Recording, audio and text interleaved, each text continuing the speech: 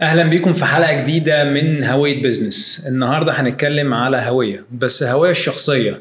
ازاي تقدر ان انت تبني هويه شخصيه تقدر تاثر فيك وتاثر في الناس وتاثر في المجتمع اللي انت فيه. معانا النهارده ضيفه يعني جميله جدا، وضيفه هتحاول ان هي تقول موضوع البيرسونال براندنج بشكل مختلف. معانا ساره. ازيك يا ساره؟ هاي مروان، اخبارك ايه؟ انت ايه اخبارك؟ تمام الحمد لله. الحمد لله على السلامه. الله يسلمك، وانت الحمد لله على السلامه. صح؟ الله يسلمك. تركيا كانت كويسه؟ بصراحه ايه هوية تركيا؟ ايه الفرق ما بين تركيا وما بين مصر؟ وما تغلطيش. والله هحاول كده ابقى لا بس والله في حاجات كومن كتير انه بجد بيتكلموا كلام زينا. اكتشفت كده مثلا تمام طبعا اللي هو مرحبا بجد. طبعا المحشي يعني مش قادره اقول لك، والمحشي كومن جدا. بالظبط كده. بغض النظر على الشوارع كلها طالعه لفوق، فمحتاجه صحه شويه. اوكي. فمحدش قال لي على الكلام ده. رحتي اتمرنت هناك؟ بالظبط كده، خسيت. نايس. طبعا نايس. فرصه طب حلو، كويسه. خدتي حاجتين في واحد. بالظبط. عظيم. اعرفك الاول، محتاج ان انا اعرفك في اي بودكاست، محتاج ان انا اعرفك. ساره ممكن تعريف كده مختصر، وهسيب لك انت الفرصه ان انت تعرفي نفسك لو انا ما عرفتكيش بالقدر الكافي. ماشي. اوكي. ساره هي براند مانجر، صح؟ مظبوط. ساره براند مانجر، وكمان هي تريننج في مجال البراندنج والماركتنج. اكتر حاجه ساره هي متخصصه فيها هي الفود اند بيفرج اندستري بشكل عام، ودي الحاجه اللي انت متخصصه فيها دلوقتي. قول لنا في 3 اسئله جايين في دماغي. رقم 1، ليه براندنج وماركتنج ان سبيسيفيك؟ ليه اخترتي البراندنج والماركتنج؟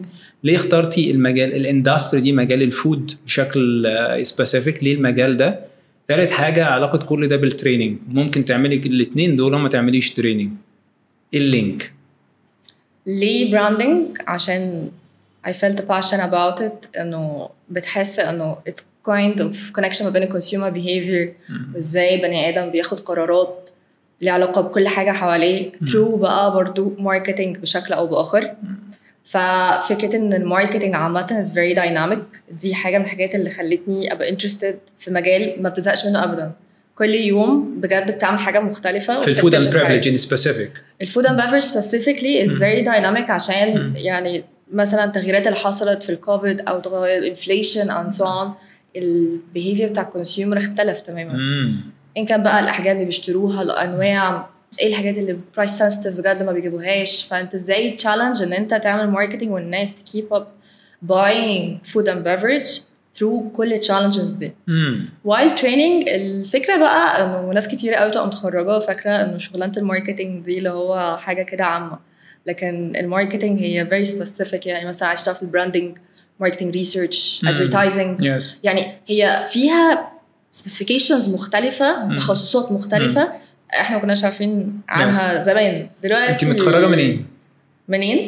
من عين شمس، جامعه عين شمس. متخرجه. هل درستي ماركتنج او سيلز او حاجات زي كده في عين شمس؟ ما كانش في ميجر ماركتنج، بس لما خلصت خدت ماركتنج كورس في الاي سي فيها كل السبجكتس اللي علاقه بالماركتنج في بروجرام اسمه سكول اوف كونتنت اديوكيشن. فده كان مفيد جدا بصراحه. بس الفكره بتاعت التريننج ان انا بحس انه ناس كتير قوي محتاجه تعرف ايه التراكس اللي ممكن تشتغل فيها في الماركتنج وايه الفرق ما بينهم. فانا مره عملت انترفيو قالوا لي عايز تشتغل ايه؟ قلت لهم ماركتنج. قالوا لي مش حاجه اسمها كده، يعني الشغلانه دي اصلا. بس that's the main objective of the training. يعني وجميل ان احنا بنستضيف ساره، لان ساره يعني جينيريشن مختلف. في ناس كتيره بتتكلم في الماركتنج والبراندنج بتحس ان هم يعني ممكن هقول اولد سكول، ولكن اتس ا ديفرنت سكول. فانا حبيت ان انا يعني نتكلم مع بعض وندردش معاكي يا ساره عشان نشوف انت ازاي بتشوف الماركتنج، وخاصه انت كمان بتشتغلي في يعني انت ماركتنج مانجر في يعني في مؤسسه كبيره ماسكه كل الموضوع، وانت لسه برضو صغيره. فازاي بتعملي ده؟ قادره ازاي توفقي ما بين ده وده؟ اكيد بتتعاملي مثلا مع مانجرز تانيين، محتاجه ان انت يعني تنقلي وجهه نظرك. ممكن حد يقول لك انت لسه متخرجه اول امبارح، انت فاهم؟ فمش ممكن ما نتكلمش على التشالنجز دي، بس اعتقد ده ليه علاقه بالهويه اللي انت بتبنيها بالظبط، او بالبيرسونال براندنج. مبدئيا البراندنج زمان كان مجرد ان هو بيديفرنشيت برودكت عن برودكت تاني، just differentiation. لانه just ان انت بتحط الاونرشيب of your company on a certain brand فالناس تعرف الفرق ما بينهم. دلوقتي الدنيا مش كده، it's about experience. لو اديت للكونسيومر او للناس اللي حواليك الاكسبيرينس enough ان هي تبقى عايزه تشتري براند تاني، هو ده التشالنج اللي بقى موجود دلوقتي. it's about the story, it's about connection, it's emotional اكتر ما هو مجرد انه practically او منطقي ايه اللي حاجه هتفيد. interesting. في حته بتاعت الشغل اللي انت كنت لسه بتقولي عليها is challenging بس هي الفكره كلها ان انت تعرف السترينث بتاعتك فين وتشتغل عليها و it's not about age ولا علاقه ب years of experience، ليها علاقه ل set of skills تقدر ان انت توظفها صح، تشتغل عليها وتعمل نفسك personal branding جوه الشركه زي ما بتعمل branding للبرودكت اللي انت شغال عليه. وكده احنا خلصنا كده البودكاست اولموست خلص، لان الكلام اللي انت قلتيه او الجمله اللي انت قلتيها دي very effective. ازاي ان انت ممكن تدور لنفسك على هويه، او ازاي ان انت تقدر تضيف قيمه حقيقيه جوه المكان اللي انت فيه. ساعتها العمر مش هيبقى ليه ملوش قيمه. العمر مهما كنت صغير او كنت كبير، ولكن انت ليه قيمه بالفاليو اللي انت بتقدمها للناس. exactly. نايس. اوكي، ايه تعريفك؟ بلاش قبل ايه تعريفك، why personal branding is important؟ يعني ليه مهم جدا خلال الايام دي وظهور ال AI and so on؟ ليه ال personal branding او صناعه الهويه الشخصيه لرائد فكر، لرائد عمل، لموظف، اي حاجه؟ احنا بنتكلم عن الهويه الشخصيه، هي مش حكر على طبقه معينه من الناس، ولكن ليه ال personal branding مهمه دلوقتي، وازاي ال AI اثر على ممكن اهميتها يا اما بالسلب او الايجاب. ممكن نسمع الاجابه منك. اوكي، قبل ما هايلايت عن موضوع الاي اي، في بوينت مهمه قوي في البراندنج، ان احنا في البراندنج مثلا عندي برودكت معين، بحاول قد ما اقدر احط صفات شخصيه للبرودكت، عشان باي تايم ده بيعمل كونكشن ما بين المستهلك وما بين البرودكت نفسه. فما بالك بقى لو انت اوريدي شخص عندك اوريدي صفات شخصيه، بس بتعمل هايلايت عليها وبتوظفها بشكل واضح للتارجت اودينس بتاعك.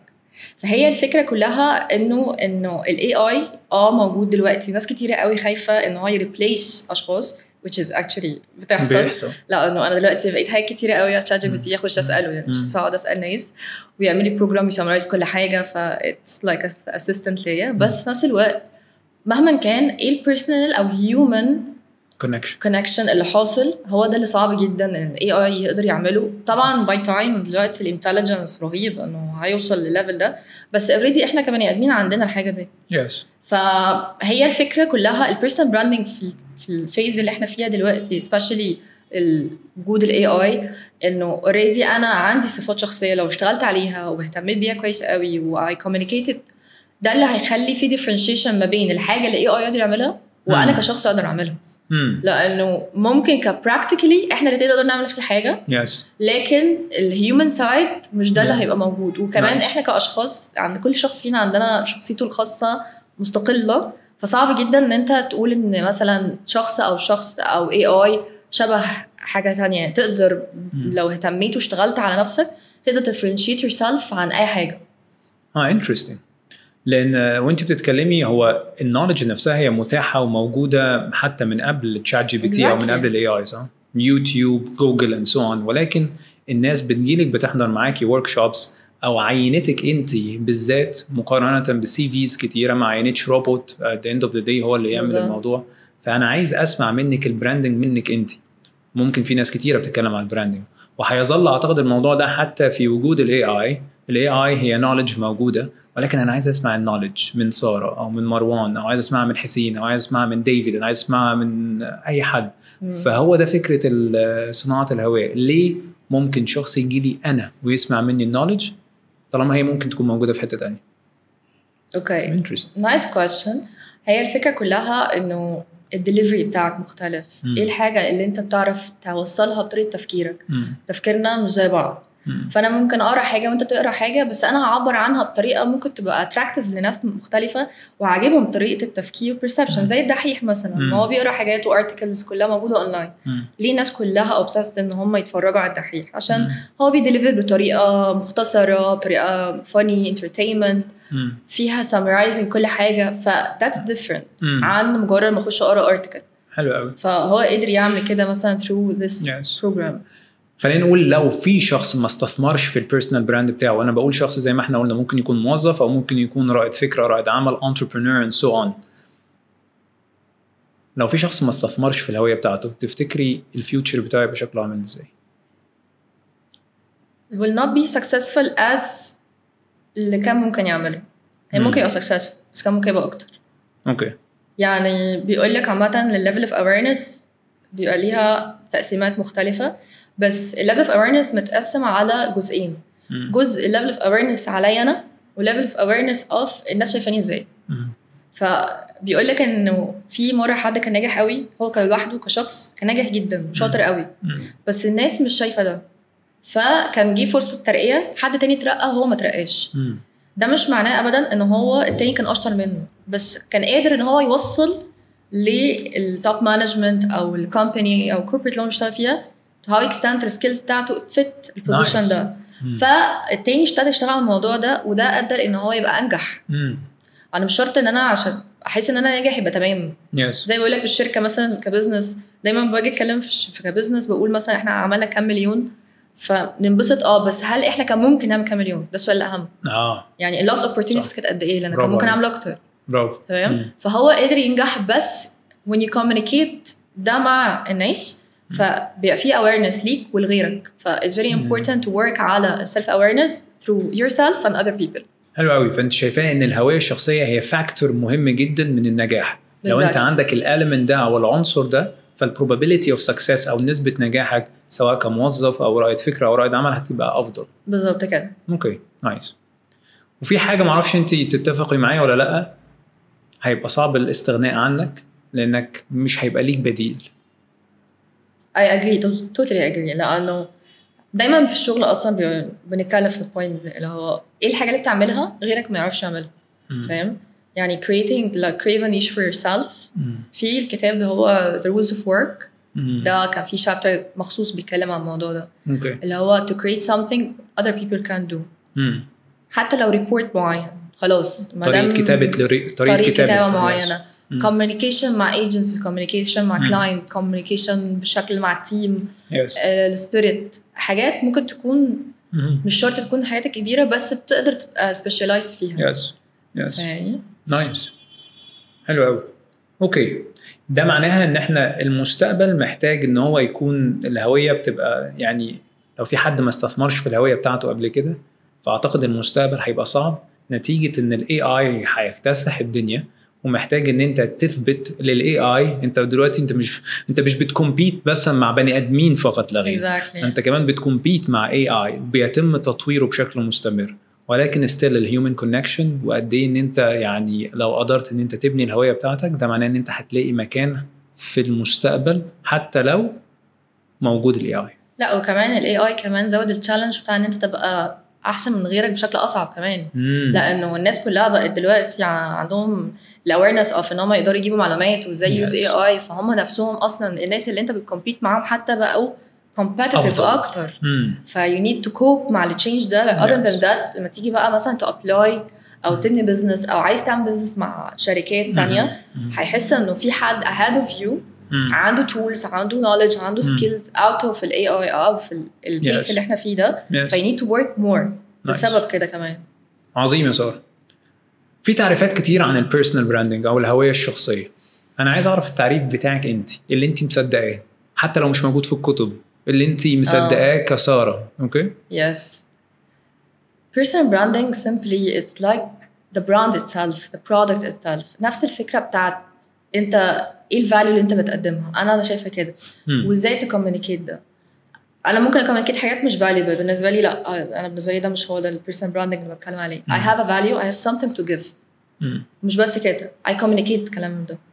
هو ده بالنسبة لي البيرسونال براندنج بشكل مبسط جدا. I have something to give. Yes. اوكي. والناس قادرة تستفيد من الجيفنج اللي انا بقوله. والناس تبقى عارفة already. اوكي. without people knowing انت بتعمل ايه. فالبرسبشن بتاع الناس عن الجيفنج بتاعي ممكن ده كمان يخليهم يشوفوا البراندنج. بالظبط. اوكي. يعني مثلا احنا في الشغل عندنا مثلا هو البراند هو البرسبشن about مثلا for example هستخدم البرودكت ده هيحل لي solution معين او هيبروفايد مي satisfaction معين، صح؟ It's the same. الشخص أنا دلوقتي I promised unique promise of value ليك إن أنا أقدر provide you a certain service أو a certain something مثلا product أو whatever. Out of it أنت you perceive me بالشكل ده، فخلاص every time you want something أنا هبقى go to person ليك. عظيم عظيم. ده معناها إن الناس بتشوفنا مش بالصدفة. لو في شخص قادر ان هو يبني الهوية الشخصية بتاعته كويسة، يقدر ان هو يخلي الناس تشوفه بالشكل اللي هو عايزه، لان كده كده الناس هتحاول تدور على شكل تشوفك باللي هم عايزه. ما تسيبهاش للصدفه، ما تسيبهاش للصدفه. يعني ما احكي لك حاجه. مره في الكورس اللي كنت بقول لك عليه في الاي سي قابلت واحده كانت معايا في الجامعه، وبعدين قلت لها ايه ده بتعملي ايه كورس هنا؟ قالت لي باخد كورس اتش ار. طبيعي انت متوقع انها تسالني طب وانتي؟ ما سالتنيش، فحسيت فين الاهتمام؟ يعني انا عايزه اهتمام. فقلت لها انت سالتنيش ليه؟ قالت لي اكيد ماركتنج. فحسيت انه that's good انه انا قدرت throughout my platform, throughout my connection, throughout my sharing my emotions and my interest. الناس حتى اللي بقالهم كتير ما شافونيش ما زالوا عارفين ان انا I'm interested في الماركتنج، وده الفيلد اللي انا فيه، وده it's very important انه by time انه الناس تبقى بجد على طول ongoing عارفه انت ايه الفيلد اللي انت سبيشالايز فيه، ايه الحاجه اللي هم عايزينك. ما لو عارفين انت سبيشالايز في ايه الحاجه اللي ممكن تعملها هيرجعوا لك فيها. لو احتاجوا حاجه هيكلموك، لكن لو مش عارف خلاص. ومهم جدا اعتقد يا ساره ان احنا زي التعريف اللي انت قلتيه عن نفسك في الاول، الحاجه اللي خليتك انت انترستد اكتر بالماركتنج وبالبراندنج مش لازم حد يعرفها، بس بتبان في الهويه. بالزبط. يعني قد ايه ان انت اوثنتيك وانت بتتكلمي عن الموضوع ده، لان في ناس ممكن تكون فيك، واعتقد الفيكنس هي اللي بتقتل اي هويه. يعني لو حد مثلا اي حاجه فيك ولو حسيت ان البراند ده فيك ده معناه ان الهويه بتاعته اتقتلت. عارف فيلم طير انت ما تحاولش تبقى حاجه تانية غير نفسك. هو نفس الفكره، لما حاول يبقى اي حاجه تانية ما ينفعش، ما نجحش غير لما هو بجد بقى اوثنتيك وبقى الشخص اللي هو عليه ايا كان. فاهمني؟ تقبل الشخص ده. فاعتقد فكره الهويه الشخصيه غير البرودكتس اللي احنا بنبني له يعني فاليوز، وهو ده اللي احنا هنتكلم عنه. وهسالك على فكره ازاي ممكن بقى الواحد يبني بيرسونال براندنج، بس احنا لغايه دلوقتي في التعريف بنتكلم ان هو شخص عارف ان هو عنده قيمه، وان القيمه دي بتمثله قيمه حقيقيه وقيمه اوثنتيك اصليه، وقادر ان هو يفيد بيها حد تاني، وبالتالي الناس عرفته بالشكل ده. اوكي نايس. ازاي بقى واحد يبني بيرسونال براند؟ يعني دلوقتي لما حد بيسمعنا ازاي يبني بيرسونال، ازاي يبني الهويه الشخصيه دي، وعايزين حاجه ممكن اي حد يطبقها، سواء بقى موظف، رائد فكر، رائد عمل، اي حد ممكن يطبق الستبس اللي انت هتقوليها. طيب خلينا قبل ما نتكلم ازاي ممكن هايلايت على الواي behind the personal branding بالنسبه لحد انتربرينور او عنده بزنس. هو كان في كوت عجبتني قوي بتقول لو الناس عرفتك they will trust you. لو الناس عملت build a personal branding قوي they will build a business with you. هم هيهتموا يعملوا معاك business، لأنه it's not only about إن أنا مثلا أبقى عارفة أنت بتعمل إيه product أو إيه service. أنا كمان أنا كشخص كbusiness owner عايز أتعامل معاك برضو. واحدة من parameters المهمة أشوف أصلا هنعرف نتعامل ولا لأ. إيه الثوتس بتاعتك، إيه الفاليوز بتاعتك، الcredibility اللي هتتبني، كل ده هيعرفه through personal branding. وده بيعلي الاوبورتونيتيز لاي حد بيحاول يجرو البيزنس بتاعه. لو تعالى ناخد اكزامبل مثلا ستيف جوبز، هو طول حياته كان بيعمل ايه؟ بيعمل بيرسونال براندنج لابل، بس هو الناس عارفاه هو برضو. يعني في شركات بتبقى معروفه ككوربريت، بس ستيف جوبز اشتغل على البيرسونال براندنج بتاعه، دايما كان اكزيستنج، دايما بيشتغل على ستوري تيلينج، دايما بيكسبرس هيز اون براند، ليه اوتفيت، خلاص الناس حافظه لبسه، عارفين ان هو بيلبس ايه، بيتكلم ازاي، his persona and everything. حتى simplicity بتاعت شخصيته matching قوي مع ابل. وده بيقولك حاجه مهمه جدا when you communicate كbusiness owner او part of the business, it's very important to be aligned مع الvalues والpersona بتاعت your own business، لانه اللي الناس هتشوفه عليك هو ده اللي هتشوفه على البيزنس بتاعك. 100%. واعتقد ده احيانا بيكون مفيد، واحيانا لما إيلون ماسك بيعمل حاجه مجنونه بتاثر برضو على الشركه بتاعته. فزي ما انت قلتي ان هي pros and cons، يعني او ليها مزايا وليها عيوب. البيرسونال براندنج بتاعك لما تبقى مرتبطه بشركه، لو عملت حاجه مجنونه ده هيأثر، ولو عملت حاجه كويسه برضو هيأثر. لا وكمان كنت لسه بتقول إيلون ان هو لسه قاري ارتكل بتقول ان هو بالرغم ان هو he's the richest man in the world، بس بالرغم من كده he keep tweeting كل يوم. وهو من اكتر الناس اللي بيحطوا تويتس. ليه؟ لانه هو بيهتم قوي بالبيرسونال براندنج، ان هو اكزيست دايما في الصوره. يعني عمره ما انشغل انه انا عندي بزنس وما I don't have time. لا. ولما كان في فيديو كان بيتكلم عن ستيف جوبز، ان هو دايما كان بيعلمنا انه البراند ديفلوبمنت is not only about the corporate, it's about yourself. ان انت تشتغل على your own brand as a person. نايس. ده كده يعني عظيم. the why. ماشي، يلا انت قلتي اول حاجه الواي behind it. ايه تاني؟ واحنا بنصنع البيرسونال براندنج محتاجين ان احنا نخلي بالنا عليه او محتاجين ان احنا نبنيه او نعرفه؟ في ويليام أرودا هو الجورو اوف بيرسونال براندنج، كان بيتكلم على 3 حاجات مين في ازاي تبني بيرسونال براندنج. اول حاجه to extract to know who you are، انت مين اصلا. to express to communicate الكلام ده. واكسود ان انت تبتدي تشتغل على الانفايرمنت اللي حواليك، لبسك وطريقتك والكوميونتي والنتورك كل حاجه، عشان to reinforce البيرسونال براندنج بتاعك. عيديهم تاني كده. extract express execute. 3 حاجات دول هم دول المين اللي بنشتغل عليهم. تعال ناخد اول بوينت. extract. تتخيل ايه موضوع الاكستراكت؟ يعني مثلا لو انت عايز تعمل بيرسونال براندنج لنفسك، ايه الحاجات اللي في الاكستراكت؟ محتاج تعرف السترينثز بتاعتك، يعني I think this is the first step, right? Yes. ايه مواطن القوة اللي موجودة عندك؟ تعرف تعمل ايه؟ بالظبط. البوينت اللي قلتها حلوة قوي. تعرف تعمل ايه اصلا؟ what you provide. السؤال الأهم، ايه المختلف اللي انت بتعمله عن غيرك؟ حتى كمان في exercise لطيف جدا كان بيقولك تعمله، ان انت تكتب كل الحاجات اللي انت بتعملها وبتعرف تعملها، وتكتب كل الحاجات اللي الكومبيتيشن بيعرف يعملها، وتشوف ايه اللي same different. بحيث تكمبير ما بين ايه الحاجات اللي فعلا زي ناس كلها ف you can share it as nice to have information، وايه الديفرنت. انت لو بتعمل نفس الحاجه زي غيرك، ما انا ممكن اروح له ايه المختلف. اللي اروح مروان تحديدا، لان معرفتك بالمختلف ده يخليك ان انت تبروزه. بالظبط. زي ما بقولك كده، زمان كنت بشتغل بزنس ديفلوبمنت قبل الماركتنج، وكلاينت كلمني قال لي بس السيرفيس بتاعكم غالي قوي. قلت له ما انا عارفه. قال لي بس ده اغلى من الكومبيتيشن. قلت له قال لي طب انت بتبيعي لي الكومبيتيشن، انا بقول لك ان انا عايز اشتغل معاكم بس. قلت له بس الكومبيتيشن بيبروفايد 1 2، انا بروفايد 1 2 3 4 5. فقال لي لا انا هرجع اكلم الكومبيتيشن. قلت له جو اهيد مش كلم الكومبيتيشن. افتر ويك جه كلمني قال لي انت عندك حق، هو فعلا بيبروفايد فاليو اقل، ذاتس واي برايس بتاعكم اعلى، انا هشتغل معاكم. اوكي فهي فاليو. فلما انت كنت تعرف في الكومبيتيشن ما كنتش تعرف تبقى عندك السوليد جراوند، انت تتكلم بانه انا بقى بروفايد كذا كذا. برافو عليك. and you know. برافو عليك. فهي فاليو مش برايس. لان انا لو انت مثلا عندك الفستان بتاعك الحلو قوي ده وجا عليه بقعه، فانت ما عنديش مشكله ان انا ادفع فلوس كتير بس عشان انا اجيب مسحوق كويس يعالج البقعه. بالظبط. ناس كتيره قوي فعلا بتتلخبط من فاليو في البرايس حتى في الماركتنج، انه الفاليو هي القيمه نفسها اللي انا بروفايد، لان ممكن القيمه منك تبقاش ماديه، يعني ممكن تبقى في اي قيمه مختلفه. صح. فاهمني؟ فهي who you are across بقى كل strength and what you do، وايه differentiation اللي حاصل، ومهم جدا تعرف مين target audience بتاعك. اوكي. لانه في البارت بتاع الاكستراكت هو انت بتخاطب مين؟ اكتر حاجه غلط الناس فاهماها عن الماركتنج ان احنا بنخاطب كل الناس. مش حاجه اسمها كده. وكوربريتس ما بتعملش كده لانه it's very expensive. انا عشان اوصل لكل الناس دي هيبقى معايا كام انا عشان خاطر اوصل لكل ده، بلس كمان ممكن ما يبقاش. دلوقتي الدنيا بقت كاستمايز شويه، المستهلك بقى عايز حاجه كاستمايز عليه، زي اللي بقى اللي بيجيب عربيه مش عارفه لون ايه تبعه، يعني تحس شويه بقى اسمه محطوط بشكل حاجه ما فيش غيره معاه.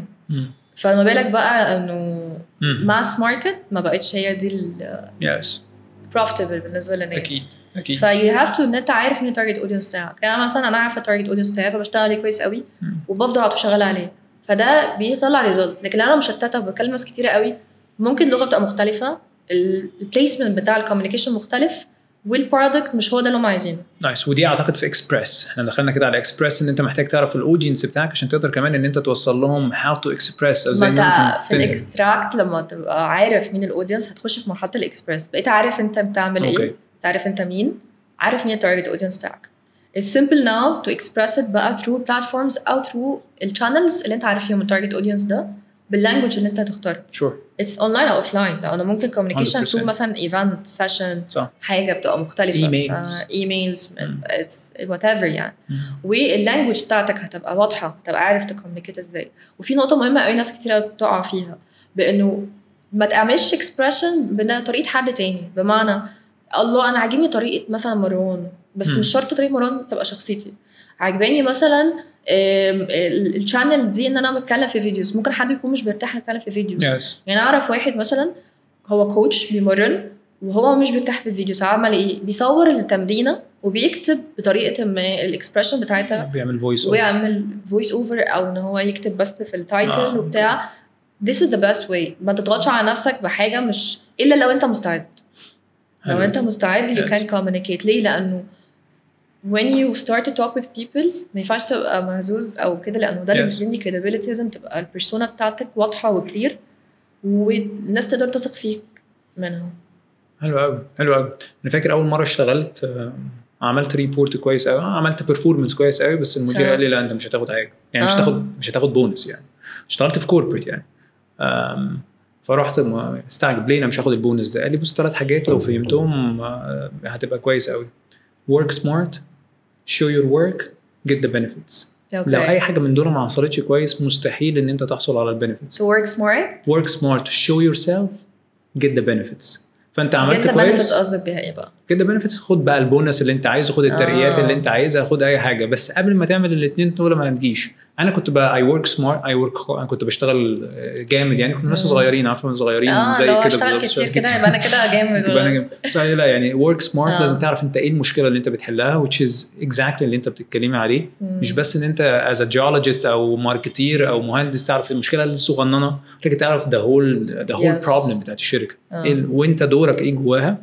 الحاجه الثانيه show yourself و show your work. مش بتاخد بقى الشغل بتاعك ده وتحطه تحت الدور لا. which is yes انا محتاج ان انا present express وفي الاخر جدا benefits. اي حاجه بعد كده انت هتطلبها بعد ما تعمل الاثنين دول هيبقى سهل جدا تاخدها. يس لانه ساعات بقى يقول لك اصل مديرك مش شايفك او مش عارف انت بتعمل ايه. هو فعلا مش شايفك، مش عارف، هو برضه عنده شغل يعني. صح. يعني it's your work ان انت تبين your work يعني. خلاص يعني in fact ان احنا في اليومين دول كمان، ومش فكره، وعلى فكره في ناس عندها ميكس ما بين ان انت اللي بيزيد او اللي هو بيعمل شو. لا هو في ناس بقى بتحس ما بحبش اعمل شو، لا هو ده مش شو. خد بالك حته في البيرسونال براندنج دي الناس عامله ميكسنج ما بينها. مش معنى انا عبرت عن نفسي او بينت شغلي يبقى انا كده بعمل شو. لازم يبقى في شعره ما بينهم. لازم تبقى عارف انت فعلا بتعمل كده ولا بتكسبرس بطريقه صح appropriate يعني بشكل proper للمانجمنت عشان ده صالح الشغل. وبرضه الشركه من حقها تعرف او البيزنس اللي انت بتتعامل معاه يعرف ان هو ايه الفاليو اللي انت بتقدمها وميك شور ان احنا on the same track. فهي مش زيطه والله. صح عندك حق. في حاجه تانية كده في اكستراكت ودخلنا على اكسبرس في نقطه مهمه قوي انه throughout بقى الديجيتال ماركت ايرا اللي احنا فيها دي، احنا كل حاجات الاونلاين دي لازم نشتغل عليها كويس قوي في الكوميونيكيشن كاكسبرس. يعني معلش زمان كان الموضوع اصعب شويه لانه اوف لاين، ودلوقتي الاونلاين مسهل علينا كتير جدا. يعني دلوقتي الناس تقدر ان هي بسهوله جدا تعبر عن نفسها وتوصل للناس اللي هي عايزه توصل لها. فاهمني؟ صح. فيهتم قوي على البلاتفورمز كلها، ان كان بقى ايا كان البلاتفورم خاطب بيها الناس، ممكن يوتيوب، كان انستغرام، فيسبوك، حتى بروفايل كل الحاجات دي الناس بتشوف وتفهم وبالتفاصيل. يعني it's very important. يعني حتى مرة كنت في كورس كان عايز يورينا بحته البيرسونال براندنج، فقال لنا طب خشوا على جوجل اكتب اسمك وشوف بقى اللينكس هتطلع لك. ده كان اكسرسايز كده لذيذ جدا. every now and then you have to do it. نايس. تشوف بقى لو حد عمل سيرش عليك هيطلع له ايه. فكل فتره كده يطلع له مثلا حاجه لينكدين عملتها، بوست حد عمل لك تاج، حاجه غريبه اصلا تكتشف ان في حد باسمك اصلا محطوطه واخد منك حاجات. او تلاقي بقى ان انت كاتب اسمك تلاقي مليون واحد مكتوب زيك، فما فيش ديفرنشيشن، مفيش كي ووردز معينه. فا it's very important ان الواحد يشتغل على الاكسبرس ويبقى فيه ايدنتيتي واضحه.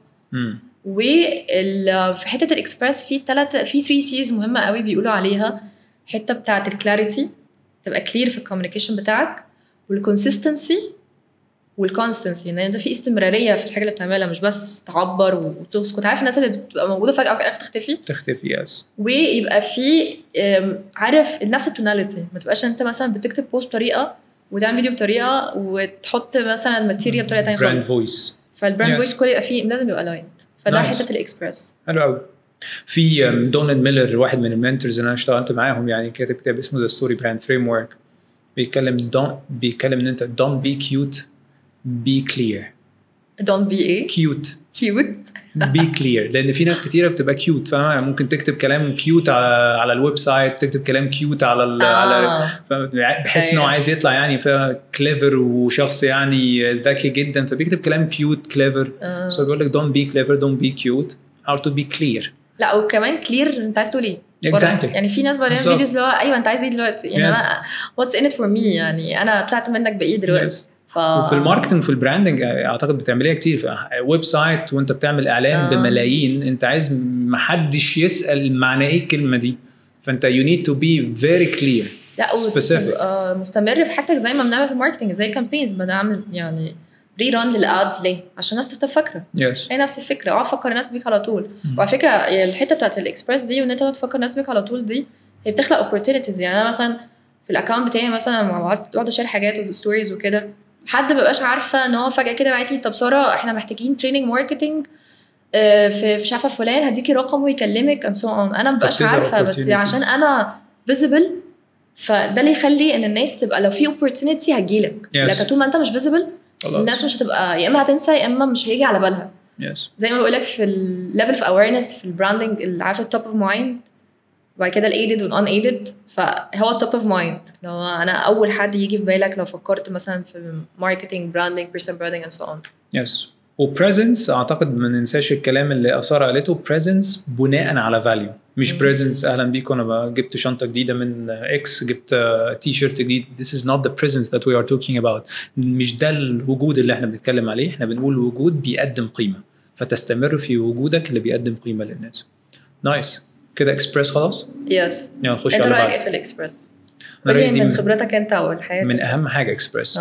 يعني اكسبرس مهمه جدا، ولكن الاكسبرس بتلتمس يعني قوتها او بتستمد قوتها من قد ايه ان انت بتاكستراكت. فقد ايه ان انت اكستراكتد كويس، قدرت ان انت تاكستراكت معلومات كويسه، ده بيسهل عليك خالص ان انت تاكسبرس. وكمان وجود قلبك زي ما انت قلتي، الاوثنتسيتي بتاعتك وانت بتاكستراكت ما تنساش قلبك. طب قولي حاجه انت عملت ليها اكسبرس وعملت لك ريزلت كويس في البيزنس بتاعك. اقول لك مثال نور الشريف على سبيل المثال. يعني نور الشريف كان بيتكلم في ورك شوب، كان بيقول ان هو اول الافلام اللي هو عملها هو ما كانش حابب صوته.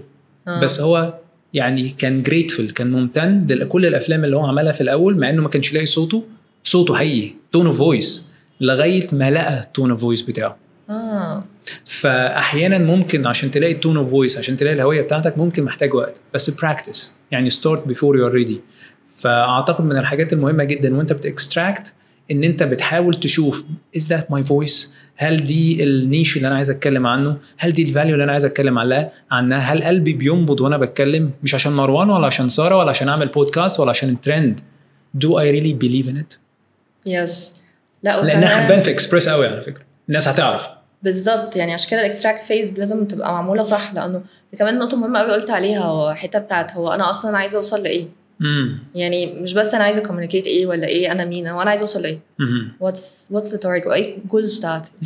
يعني كان في ريسيرش اتعمل سنه 53 كده، كان بيقولوا فيه بيسالوا الناس انت عندك بلانز في yes or no، ولو عندك بلان كتبتها وعملت بلان ليها ولا لا. تمام.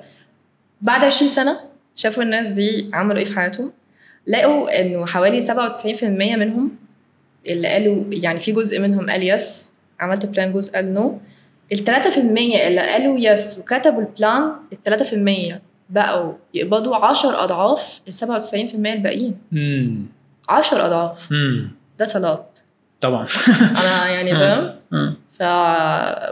ف it's very important ان انت كمان عارف انت عايز توصل لايه. طبعا بس نايس جميل.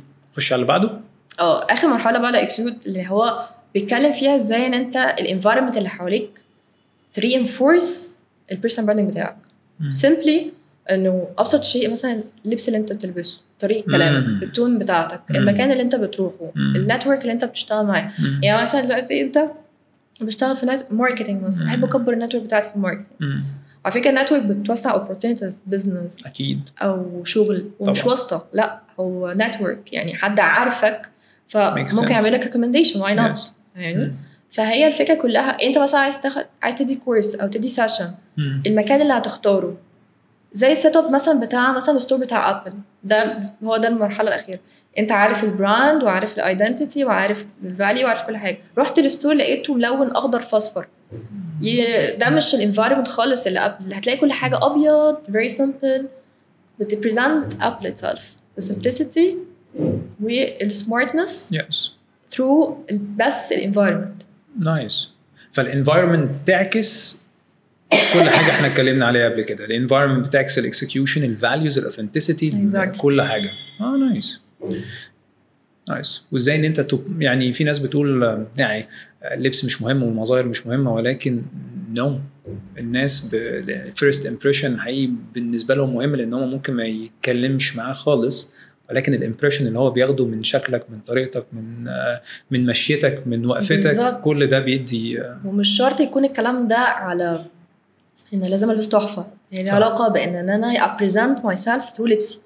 يعني مثلا في ناس ارتستيك كده فبيلبسوا لبس ارتستيك كده، هم لبسهم كده، مش لازم يلبسوا فورمال. يعني مش مفهوم اللبس ده اللي هو لازم البس بليزر وبتاع، لا هو represent my identity.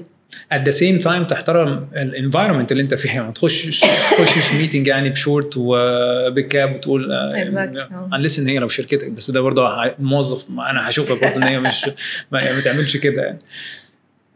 اوكي، ايه تاني؟ هل في حاجه تانية ممكن ان احنا يعني نعملها واحنا بنخلق البيرسونال براندنج بتاعنا، او عشان نخلق البيرسونال براندنج بتاعنا غير الثري ستيبس دول من وجهه نظرك؟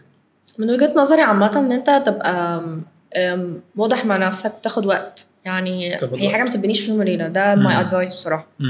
بتاخد وقت كتير جدا، ولازم تبقى تقرا كتير قوي، ولازم تشوف اكسبيرينس الناس اللي حواليك.